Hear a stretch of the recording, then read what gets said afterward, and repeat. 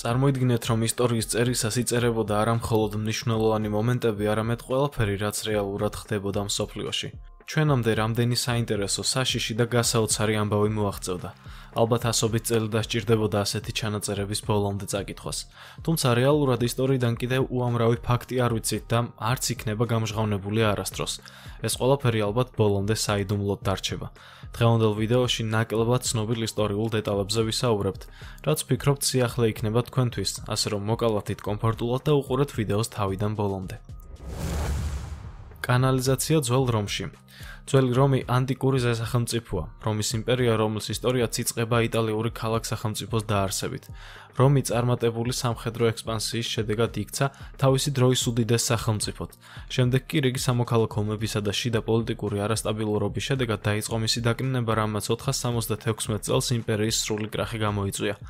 ძველი რომი ყოველთვის გამოირჩეოდა ინოვაციებით. თუმცა ამ შემთხვევაში საყურადღებოა რომში გაკეთებული წყლის მომარაგების სისტემა და კანალიზაცია. ბევრს მიაჩნია, რომ დღეს საკანალიზაციო სისტემის არსებობისთვის ძველი რომაელი ინჟინრების მადლიერები უნდა ვიყოთ. ამბობენ, რომ რომაელები პირველები იყვნენ, ვინც სახლებში საკანალიზაციო მილები შეიყვანეს, რომლებიც პირდაპირ დანიშნულების გარდა ცხელ სეზონებზე წყლის ცირკულირებით ოთახების გასაგრილებლად და სხვადასხვა დანიშნულებით გამოიყენებოდა.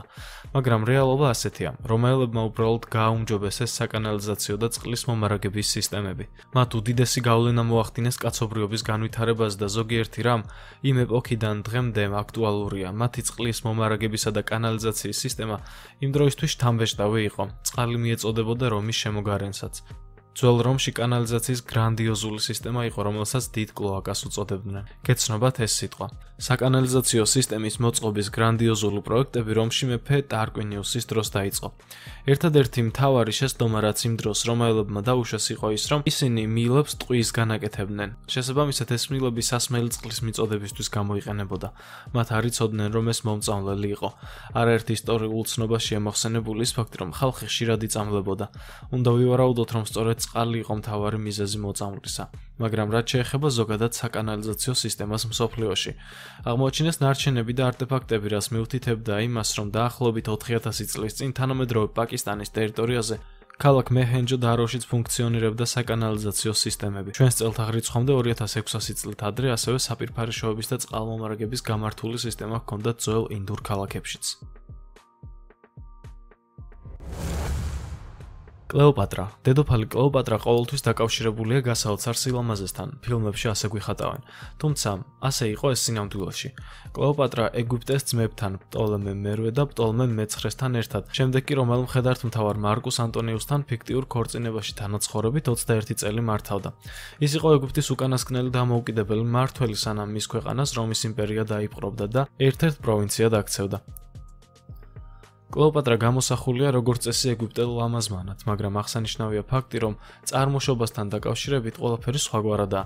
შეიძლება ახლა გავუსდეთ, მაგრამ კლეოპატრას ფესვები სინამდვილეში არა ეგვიპტური, არამედ მაკედონიურ ბერძნული იყო. პტოლემეების მაკედონიური დინასტიიდან ყველა გოგონას კლეოპატრას, ხოლო ბიჭს პტოლემეს უწოდებდნენ. ამიტომაცაა, რომ როდესაც ვსაუბრობთ იმ სახელგანთქმულ კლეოპატრაზე, ის ჩვენ კლეოპატრა მეშვიდედ უნდა მოიხსენიოთ. ვინც არ უნდა ყოფილიყო წარმოშობით კლეოპატრა, ის ისტორიულ წყაროებში მოხსენებულია როგორც ყველაზე ლამაზი ქალი დედამიწაზე. თუმცა რამდენად შეესაბამება სინამდვილეს ის ფაქტი, რომ კლეოპატრა მეშვიდე ყველაზე ლამაზი ქალი იყო იმ დროინდელ მსოფლიოში. ფილმებში კლეოპატრას როლს ყოველთვის ლამაზი და ეფექტური გარეგნობის მსახიობები ასრულებენ.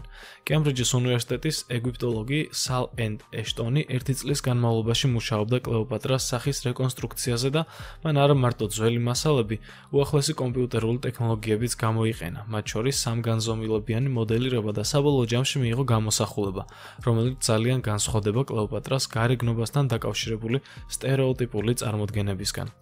თუმცა აქ სხვა დეტალსაც ვაწყდებით. შესაძლოა იმ დროს სილამაზეს სხვაგვარად აღიქვამდნენ. ან მის შესახებ ცნობები სილამაზეზე მისი ინტელექტიდან გამომდინარეობდა. როგორც ჩანს, კლეოპატრა ძალიან ჭკვიანი დედოფალი იყო. ბერძენი ისტორიკოსი კლეოპატრას შესახებ წერდა. ამბობენ, რომ გარეგნობით დედოფალი დიდად არ გამოირჩეოდა, თუმცა როდესაც საუბარს იწყებდა, შეუდარებელი იყო და თავისი ქარიზმით ყველას ატყვევებდა. არსებობს კიდევ ერთი მოსაზრება, რომელიც ოქტავიანე ავგუსტუსის წყალობით გაჩნდა, რომელსაც არ უნდოდა კლეოპატრას ინტელექტუალური შესაძლებლობების შესახებ ინფორმაცია გავრცელებულიყო და ჭორი გაავრცელა. თითქოს და კეისარზე ის გავლენა საკუთარი სილამაზით და მომხიბვლელობით ახდენდა. ალექსანდრიის ბიბლიოთეკა ძველი მსოფლიოს ერთ-ერთი უდიდესი ბიბლიოთეკა იყო. მდებარეობდა ალექსანდრიაში. დაარსდა ძველი წელთაღრიცხვით მე-3 საუკუნეში, პტოლემეების სამეფოს მეფის პტოლემე მეორეს დროს. სხვადასხვა წყაროს მიხედვით ამ ბიბლიოთეკაში დაახლოებით 400-დან 700.000-მდე პაპირუსის გრაგნილი ინახებოდა. ზოგიერთი თანამედროვე მეცნიერი კი შედარებით მცირე ციფრს ასახელებს. 10-დან 50.000-მდე გრაგნილს. ალექსანდრიის ბიბლიოთეკა აკადემია უფრო იყო ვიდრე უბრალოდ წიგნსაცავი. აქ ცხოვრობდნენ და მუშაობდნენ მეცნიერები, რომლებიც დაკავებულნი იყვნენ როგორც კვლევითი სამუშაოებით, ისე მასწავლებლობით. ბიბლიოთეკაში ასევე არსებობდა წიგნის გადამწერთა შტატი. ძველ წელთაღრიცხვით 48-47 წლებში იულიუს კეისარი იბრძოდა ეგვიპტეში, კლეოპატრასა და მისი ძმის პტოლემე მერვეს შორის არსებულ დინასტიურ ომში. საბრძოლო მოქმედებების შედეგად, კერძოდ ქალაქის აღების დროს ხანძარი გაჩნდა და ალექსანდრიის ბიბლიოთეკაში არსებული წიგნების ნაწილი დაიწვა. მოგვიანებით ბიბლიოთეკის შენობა აღადგინეს და ერთ-ერთი ვერსიის თანახმად მისი წიგნების საცავი მარკუს ანტონიუსმა შეავსო პერგამონის ბიბლიოთეკიდან გადმოტანილი წიგნებით. ალექსანდრიის ბიბლიოთეკის დაკარგვა მსოფლიოსთვის უდიდესი დანაკლისია, რადგან ჩვენამდე ვერ მოაღწია უძველესმა სიბრძნემ. ეს ნათელი მაგალითია იმისა, თუ როგორ არაფრად აგდებს ადამიანი ინტელექტუალურ შრომას. დიდი შიმშილობა 1315-1317 წლებში მოხდა, რომელსაც გვიანი შუა საუკუნეების პირველ მსხვილ მასშტაბიან უბედურებას უწოდებენ. მან მოიცვა ევროპა მე-14 საუკუნის დასაწყისში. დიდმა შიმშილობამ გამოიწვია მილიონზე მეტი ადამიანის სიკვდილი. თითოეული ქალაქის მოსახლეობის 10-დან 25%-მდე ადამიანი ამ შიმშილისგან იღუპებოდა. ის გახდა მე-11-მე-13 საუკუნეების პერიოდის ზრდისა და აყვავების შემაჩერებელი მთავარი ფაქტორი. შიმშილობა შეეხო თითქმის მთელ ჩრდილოეთ ევროპას, დიდი ბრიტანეთის, საფრანგეთის, სკანდინავიის, ნიდერლანდების, გერმანიისა და პოლონეთის ამჟამინდელ ტერიტორიებს. ევროპას ალპებიდან, პირენეებიდან და აღმოსავლეთისკენ პოლონეთიდან შიმშილობა არ შეხებია. ამ უბედურების მიზეზად 1315 წლის გაზაფხულის ცუდი ამინდები დასახელდა. მოუსავლიანობა გაგრძელდა 1317 წლის გაზაფხულამდე, თუმცა საკვები პროდუქტების უკმარისობა 1322 წლამდე იგრძნობოდა. ამ პერიოდში განსაკუთრებით გაიზარდა დანაშაულის სტატისტიკა. გავრცელება დაიწყო სხვადასხვა დაავადებებმა, დაიწყო მასობრივი მკვლელობები და კანიბალიზმიც კი. ამ პერიოდმა სერიოზული გავლენა მოახდინა სახელმწიფოებზე, ევროპულ საზოგადოებასა და მე-14 საუკუნეში მომხდარ სხვა მნიშვნელოვან შემთხვევებზე. ცეკვის ჭირი 1518 წლის ივლისში ქალაქ სტრასბურგს უჩვეულო რამ დაატყდა თავს. ეს მოვლენა ცნობილია როგორც ცეკვის ჭირი.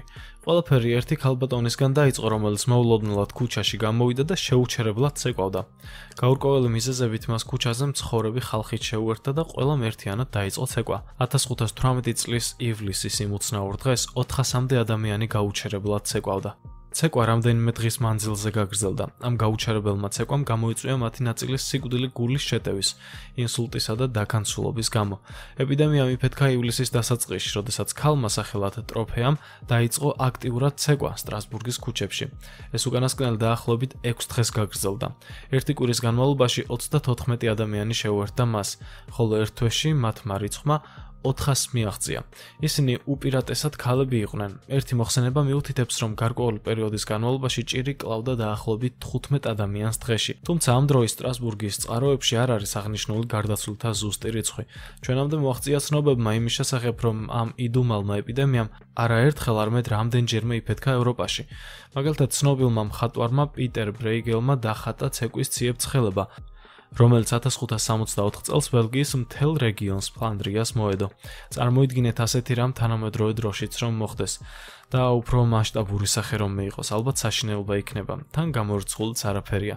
ბევრი მეცნიერის თქმით, მასობრივი ცეკვა იმ დროს გამოიწვია სოკომ, რომელსაც საკვებად მოიხმარდა ქალაქში მცხოვრები ხალხი, თუმცა ესეც მხოლოდ და მხოლოდ ვარაუდია და ნამდვილი მიზეზი დღემდე უცნობია. მეკობრეების ცხოვრება ფილმებში საკმაოდ საინტერესოდ არის ნაჩვენები. მეკობრეობა პრაქტიკულად საზღვაო საქმიანობის გაჩენის დღიდანვე არსებობს. ძველად ზღვარი მეკობრეობასა და საზღვაო ვაჭრობას შორის პირობითი იყო. ზღვაოსნები, სადაც თავს მეტგრად ვერ გრძნობდნენ, იქ ვაჭრობდნენ და პირიქით, სადაც შეეძლოთ ყაჩაღობდნენ. მეკობრი არის პირი, რომელიც ნებაყოფლებით ეწევა საზღვაო ყაჩაღობას, განურჩევლად სქესისა, ევრონებისა თუ რწმენისა. ქვეყნებს შორის სავაჭრო და სამართლებრივი ურთიერთობების გაჩენის დღიდან მეკობრეობა მკაცრად დასჭადი დანაშაული გახდა. მაგალითად, ძველ რომში მეკობრეობა ყაჩაღობის მსგავსად ძელზე გაკვრით ისჯებოდა. რეალურად ნამდვილი მეკობრეების ცხოვრება ურთულესი იყო, უმეტეს შემთხვევაში კი ძალიან ხანმოკლე, რადგან შეტაკებების დროს ისინი ხშირად იხოცებოდნენ.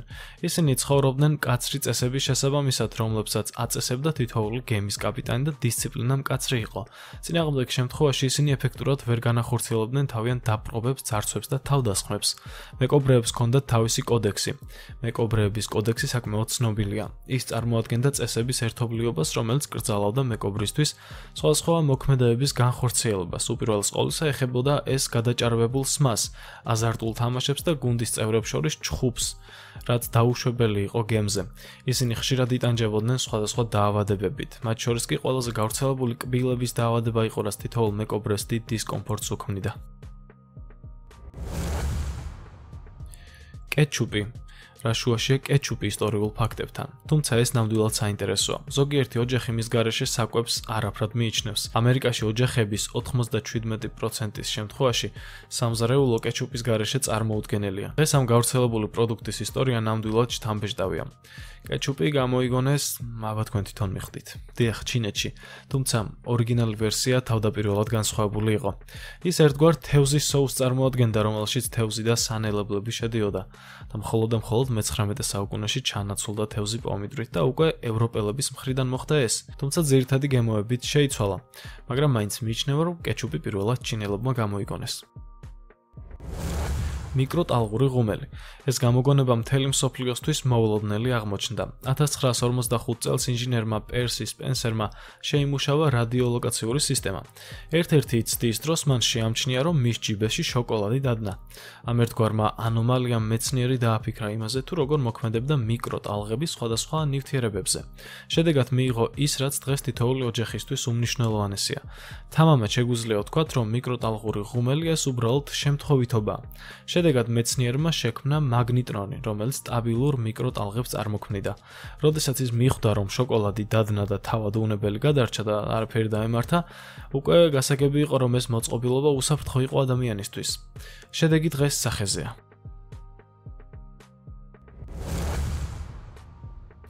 ვიკინგები. ვიკინგები ფილმებში ნაჩვენები არიან როგორც დაუნდობელი ბრძოლას მოწყურებული მებრძოლი ხალხი, რომელთაც თავზე რქებიანი მუზარადები ადგათ. ესეც გავრცელებული სტერეოტიპია, რომელსაც კინოინდუსტრიამ მიგვაჩვია. ვიკინგები იყვნენ ოჯახში მეორე და მესამე ვაჟები ძირითადად, რომლებსაც მამის ქონება არ ერგებოდათ და მემკვიდრეობით ვერაფერს იღებდნენ. შესაბამისად იძულებულნი იყვნენ დაეტოვებინათ სკანდინავიის ნაპირები და ზღვაში ეძებათ ბედნიერება. ვიკინგები იყვნენ ისლანდიის და გრენლანდიის პირველი მოსახლეები. ზოგიერთი ცნობით ისინი ასევე იყვნენ კანადისა და ნიუფაუნდლენდის პირველი ევროპელი მოსახლეებიც. ვიკინგური საზოგადოება დაყოფილი იყო ძირითადად სამ სოციალურ-ეკონომიკურ კლასად: მონები, კარლები და იარლები. კარლები იყვნენ თავისუფალი გლეხები, ისინი ფლობდნენ ფერმებს, მიწას და საქონელს და დაკავებულნი იყვნენ ყოველდღიური ყოფა-ცხოვრებით, მინდვრის მოხვნით, საქონლის მოვლით, მოწველით, სახლების მშენებლობით და ასე შემდეგ. იარლები ვიკინგური საზოგადოების არისტოკრატიას წარმოადგენდნენ, ისინი იყვნენ ძლევამოსილნი და ფლობდნენ დიდ ქონებას და მამულებს, ცხენებს და უამრავ მონას. მონები მათი მსახურები იყვნენ და საშინაო საქმეების უმეტესობას ისინი ასრულებდნენ, სანამ ამ დროის განმავლობაში იარლები დაკავებულნი იყვნენ პოლიტიკით, მმართველობით, ნადირობით, სპორტით ან სხვა იარლებთან სტუმრობით და დათრობით. არქეოლოგიური გათხრების მიხედვით, როცა იარლი მოკვდებოდა და მას დამარხავდნენ, მისი მონები ზოგჯერ შეწირვის მიზნით უნდა დაეხოცათ და მასთან ერთად დაემარხათ. ამ სამი კლასის ამოცნობა ადვილად შეიძლებოდა მათი გარეგნობით.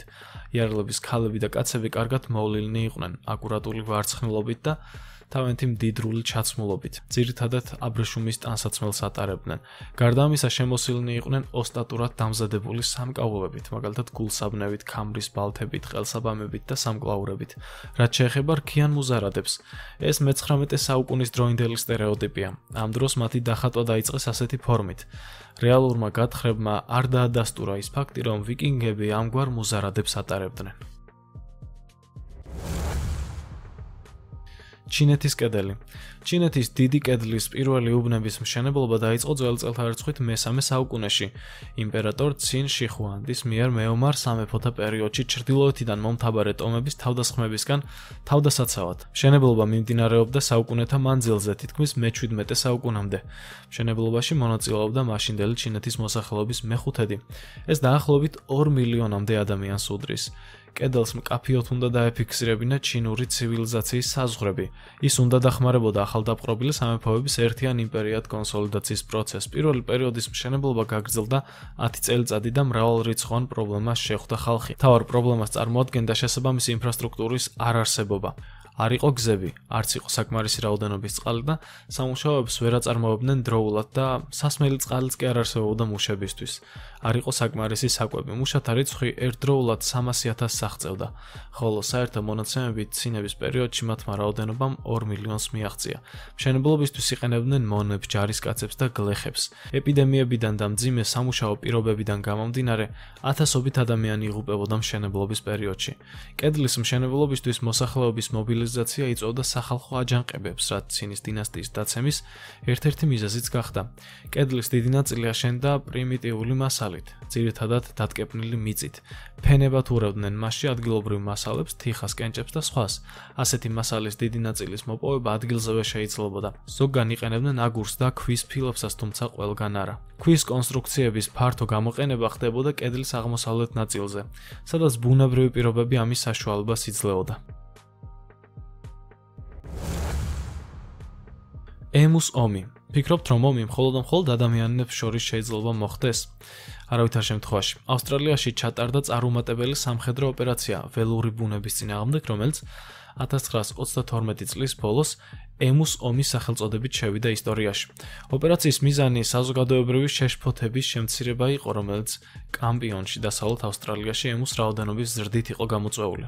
ემუს პოპულაციის შემცირების წარუმატებელ მცდელობას, რომელიც ავსტრალიის მკვიდრი მსხვილი ფრინველია, ლევისის იარაღით აღჭურვილი ჯარისკაცები ცდილობდნენ. შედეგად გაზეთებში ამ ოპერაციას ემუს ომი უწოდეს. მიუხედავად იმისა, რომ ოპერაციის შედეგად გარკვეული რაოდენობის ფრინველი დაიხოცა, ემუს პოპულაცია შენარჩუნდა და განაგრძო ავსტრალიელი ფერმერების მოსავლის განადგურება. 1932 წელს მოსავლის აღებამდე დაახლოებით 20,000 ემუ ჩავიდა ამ ტერიტორიაზე. ემუ სეზონურად რეგულარულად მიგრირებს კონტინენტის შიდა რეგიონებიდან სანაპირო რეგიონებში. დასავლეთ ავსტრალიელი ფერმერების მიერ სუფთა მიწისა და დამატებით წყლის მიწოდების შედეგად ემუსთვის დამუშავებული მიწები საცხოვრებლად საუკეთესო გარემო გამოდგა. შედეგად მათ დაიწყეს ფერმის ტერიტორიაზე დასახლება. ემუ მოსავლის ჭამის გარდა მას აფუჭებდა. ასევე დიდ ზიანს აყენებდა ღობეებს, საიდანაც შესაძლებელი ხდებოდა კურდღლების შემოსევაც, რაც დამატებით პრობლემებს იწვევდა. შედეგად დაიწყეს ოპერაცია 1932 წელს, რაც გულისხმობდა ემუების პირდაპირ ხოცვას. ფერმერები დამარცხდნენ, მათ ვერაფერი მოუხერხეს ფრინველებს და ემუებმაც გაიმარჯვეს. აი ასეთი საინტერესო იყო ჩვენი ისტორიული ფაქტები, რაც ნაკლებად ცნობილია. თუ კი მოგეწონა ეს ვიდეო და ამ ისტორიული ფაქტებიდან რომელიმე შენთვის სიახლე იყო, მაშინ აუცილებლად გაუზიარე ეს ვიდეო შენს მეგობრებს სოციალურ ქსელებში. გამოიწერე არხი და გააქტიურე ზარისხი ლაგი. ჩვენ კი შემდეგ ვიდეომდე გემშვიდობებით, რომელიც ძალიან მალე დაიდება.